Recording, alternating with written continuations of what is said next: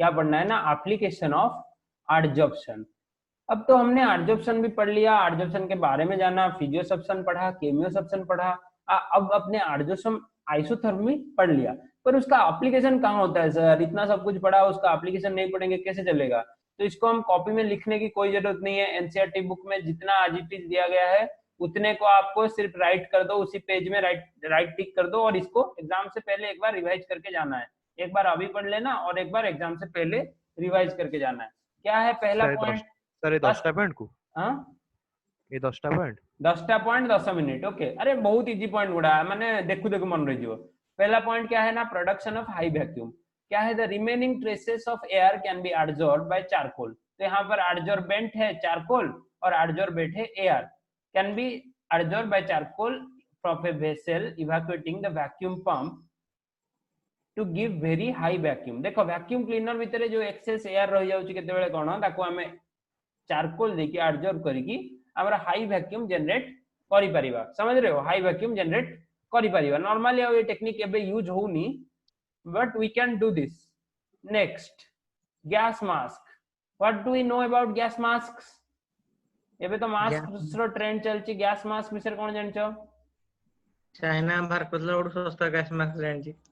तो लिखो gas mask is a device. देखो लेखनी, देखो देखो एटा बहुत इजी जिंस, एटा पूरा एनसीईआरटी रे सब टिक मार देखियो पॉइंट, एग्जाम पूर्व पढ़ी की जीवार अछि खाली हैला, एते किछि इंपोर्टेंट नहीं, बहुत इजी जिंस। लेखो एडजॉर्प्शन ऑफ आइसोथर्म रे gas mask a device which consist of an activated charcoal. तो यहां पर भी एडजॉर्बेंट है चारकोल।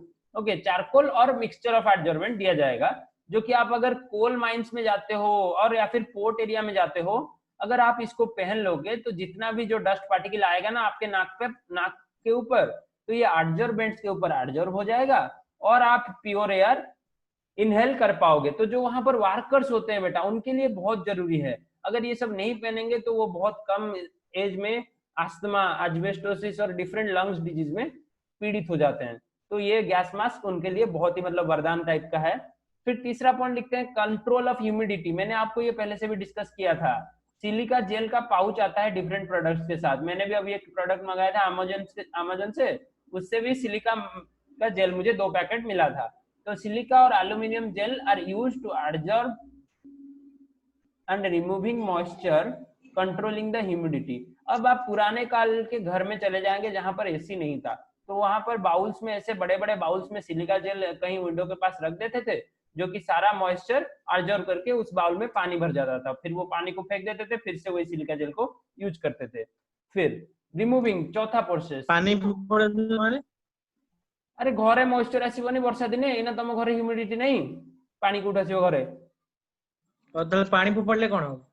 पानीटा मॉइस्चरटा हमକୁ ଦରକାର ନାହିଁ, ଫୋପାଡ଼ି ଦେଲ, ପୁଣି ଯାଇକି ନୂଆ ସିଲିକା ଜେଲ ରଖିଦେଲୁ, ପୁଣି ସେ ମॉइस्चर ଆବଜର୍ବ କଲା ତମ ଘର ଭିତରୁ, ତ ତମ ଘରଟା ଡ୍ରାଏ ରହିଲା। ବୁଝିପାରୁଛ ତ? ବର୍ଷା ଦିନେ ଶୁଖିଲା ରହିଲା। ବୁଝି भेरी इफेक्टिव, एटा बहुत इफेक्टिव हुए। तापर रिमूवल एबे सिना एसी बेसी पळे आसला, मैं कंफ्यूज है। एबे सिना एसी बेसी पळे आसला, ए सब आगु यूज होतला।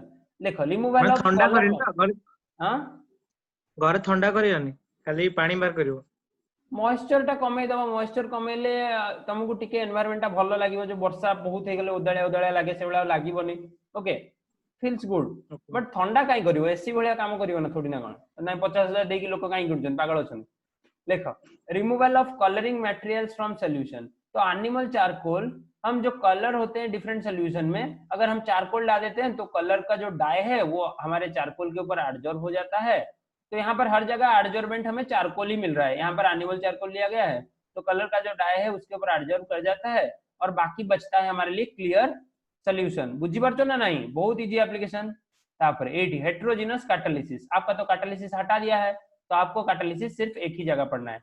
अभी कहबनी कि सर कैटालिसिस रो क्वेश्चन आसला हमर सिलेबस नहीं बोली, एटी अच्छी देखो heterogeneous catalysis,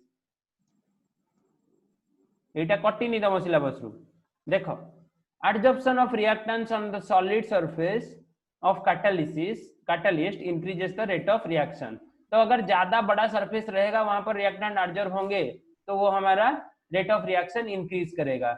there are many gaseous reactions of industrial importance involving solid catalyst. The manufacture of ammonia using catalyst, iron catalyst, ये मैंने आपको पढ़ाया है। हाबर्स प्रोसेस बहुत बार पढ़ाया है, 11th में भी 12th में भी, अभी भी पढ़ा रहा हूँ हाबर्स प्रोसेस। इसमें यूज होता है आयरन कैटलिस्ट, और बहुत सारे कैटलिस्ट यूज होते हैं। यहाँ पर देखो मैन्युफैक्चर ऑफ H2SO4 प्रोसेस में फाइनली डिवाइडेड निकल कैटलिस्ट यूज होता है, हाइड्रोजनेशन ऑफ ऑयल में, ओके। और फिर वैनाडियम पेंटॉक्साइड यूज होता है V2O5 किस में, production of SO2 sulphur dioxide के प्रोडक्शन में, ओके। ये सब आपको पता होना चाहिए, अगर पता नहीं है तो थोड़ा सा दिमाग में डाल दो। अरे देखो बहिरे जहाँ लिखा है आज इट इज भी मन रखिकी पळेले एथुरु जो पॉइंट पड़िबो तमे क्वेश्चन सॉल्व करि परिबो, बिकॉज मु कहिछि ए बहिटा तुमको एनसीईआरटी एई चैप्टरटा तुमको एनसीईआरटी बहिरु भी मास्टर करिया को अछि। अब हम चलते हैं पॉइंट 6 के तरफ। पॉइंट 6 के तरफ सेपरेशन ऑफ इनर्ट गैसेस। देखो एक दो इनर्ट गैसेस मैंने आपको यहाँ पर हीलियम, नियॉन और आर्गन भर के दे दिया, तीनों को मिला के। तो जब आप सेपरेट करोगे, कैसे सेपरेट करोगे ना, एडजॉर्प्शन बाय एनिमल चारकोल या फिर नॉर्मल चारकोल भी आप ले सकते हो। क्या करोगे ना, mixture of noble gas can be separated by adsorption on coconut charcoal, underline करो, coconut charcoal at different temperatures. तो कोकोनट चारकोल में हमारा टेम्परेचर रेंज होगा, अगर आर्गन 100 डिग्री में होगा एडजॉर्ब होगा, ये नियॉन होगा 120 में, और ऐसे हीलियम होता होगा 130 140 में। तो ऐसे हम करके सारे गैसेस को निकाल सकते हैं अपने अलग अलग एडजॉर्बेंट्स में। फिर क्योरिंग डिजीज, कौन सा डिजीज एडजॉर्प्शन क्योर करता है, a number of drugs are used to kill germs by getting adsorb on them. देखो जर्म के ऊपर भी ड्रग्स एडजॉर्ब होके उनको मार देता है। फिर फ्रोथ फ्लोटेशन प्रोसेस, जब आप मेटलर्जी तो आपका निकाल दिया है, मेटलर्जी में हम पढ़ते ये फ्लोट फ्लोटेशन प्रोसेस। देखो तो मेटलर्जी निकाल दिया है, पर यहाँ पर फ्लोट फ्लोटेशन के प्रोसेस के बारे में है, तो अगर क्वेश्चन में आ भी गया तो आप मना नहीं कर सकते कि हमारा सिलेबस से निकला है ये। तो लिखो फ्रोथ फ्लोटेशन प्रोसेस क्या है, froth flotation process A low grade of sulphide containing concentrated by separating it from silica and other earthly matter method using pine oil and frothing agent। देखो एक बड़ा सा टैंक होता है, मैं समझाता हूँ आपको, एक बड़ा सा टैंक होता है, वहां पर हमारा इम्प्योर जो माइंस है, मेटल्स हैं, उसमें डाला जाता है, और वहां पर बहुत सारा सस्ता ऑयल डाला जाता है। ऑयल क्यों ना, फ्रोथ करने के लिए। यहाँ पर पाइन ऑयल ही सबसे सस्ता है, उसको हम डाल देते हैं, और डिफरेंट फ्रोथिंग एजेंट्स होते हैं, जो केमिकल्स होते हैं, उसको डालते हैं, और इसको एक एजिटेटर या फिर बड़े पंखा, इसमें एक बड़ा सा पंखा डाल देते हैं, इसको एजिटेटर बोलते हैं। ये इसको घुमाता है घुमाता है घुमाता है घुमाता है, और फ्रोथ बनता है, और फ्रोथ के साथ ऊपर आ जाता है सारे मेटल्स या फिर सल्फाइड ओर्स, जो ओर हमारा होता है, जो हमें इंपोर्टेंट है, वो ऊपर आ जाता है, और नीचे रह जाता है क्या, नीचे रह जाता है इम्प्योरिटीज। तो ये है फ्रोथ फ्लोटेशन प्रोसेस का ऊपर का आइडिया। अगर आपका मेटलर्जी चैप्टर होता तो मैं आपको ये अच्छे से पढ़ाता, समझ रहे हो। फिर अब चलेंगे adsorption indicators.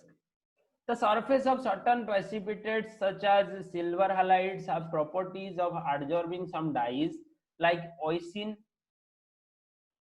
fluorescein, etc. thereby producing characteristic color at the end point। तो कुछ सरफेस जैसे कि हमारा सिल्वर हालाइड, वो एब्जॉर्ब करते हैं कुछ डाई को, जैसे कि ओइसिन ब्लू कलर होता है, फ्लोरोसिन कौन सा कलर होता है मुझे पता नहीं, and thereby producing a characteristic colour at end point. तो एंड पॉइंट में आप जब देखोगे प्रेसिपिटेशन निकलने के बाद, वो सिल्वर हालाइड के ऊपर एक कलर लग जाएगा। सिल्वर हालाइड तो व्हाइट कलर का होता है, और उसके ऊपर एक कलर लग जाएगा। कैसे होगा, जब ये डाई आके एब्जॉर्ब होगा। फिर 10वां और आखिरी पॉइंट आज का क्या है ना, chromatographic analysis. Chromatographic analysis is based on phenomenon of adsorption, finds a number of application in analytical and industrial fields। तो क्रोमाटोग्राफी के बारे में अगर आप आगे केमिस्ट्री लेके एमएससी बीएससी करते हैं तो वहां पर उसके बारे में डिटेल में पढ़ेंगे, एनालिटिकल केमिस्ट्री और इंडस्ट्रियल केमिस्ट्री में। Thank you. यहाँ पर आपका खत्म होता है क्या, द एप्लीकेशन ऑफ एडजॉर्प्शन।